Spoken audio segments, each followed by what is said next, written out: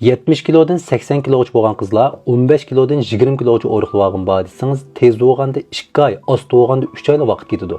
Men filmda qanday qilishning usulini aniqlab deb bermay, qonuniyatni so'zlab o'ltamayman.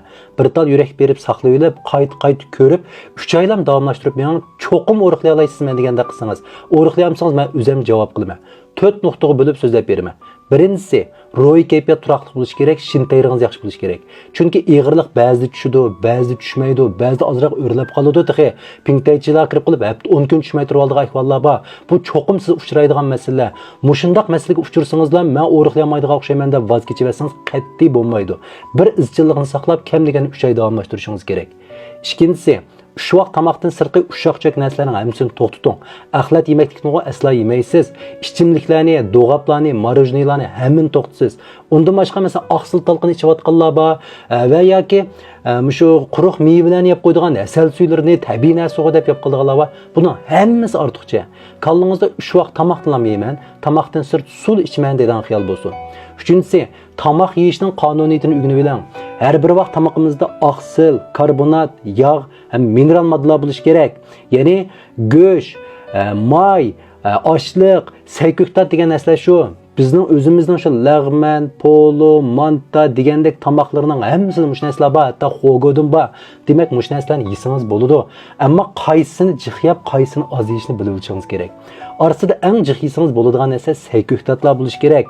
Saylan jiqroq o'rlashtiring. Uningdan keyin go'shtni jiqroq yesangiz bo'ldi, ammo lo'q go'sht o'rlashtiring. Turi cheklanmaydi. Kali go'shti, to'xo go'shti, qo'y go'shti, har qanday go'sht, ammo lo'q bo'lishi kerak. Chunki men ilg'ivsiz, kavop yesangizmi mayliq yerini ilg'ivitdan degan gap. Uningdan keyin oshliqlarni muvofiq miqdor deyavering. Un, guruch, xunshu, qo'noq, kava, yangyo, buning hammasini almashtirib yeb bering.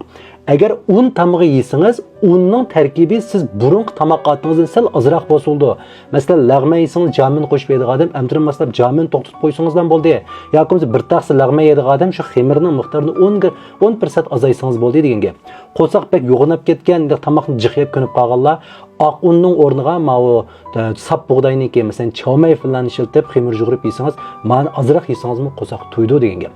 Eng o'zimizni saqlaydigan narsa nima desangiz, yog'mi ko'p, karbonatmi jiq narsani saqlaymiz. Masalan, so'man, gambian, chomian, bovcho, chomifin, anki go'shtnon, qatlama, poshkal, quymoq degandek yog'ni qizitadigan un tamoqlari bor-ku, mushtondan o'zingiz torting.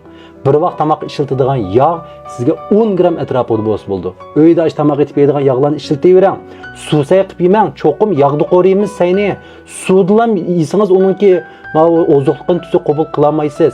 Ammo 10 gram atrofida yog' ishilting. Burqidek bir cho'mish quyib olmang. To'rtinchisi, haftada bir qitim ig'irligingizni o'lsangiz bo'ladi.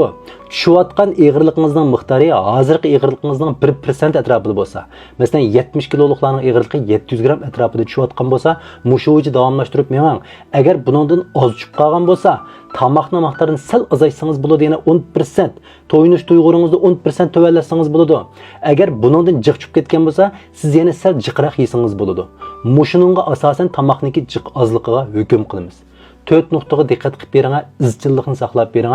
Siz turmushda to'y-to'kin, choy, maslacha, har qanday yedik tamoqlarni yeb turib o'riqlay olasiz. G'ayrat qiling, bir chida o'taylik.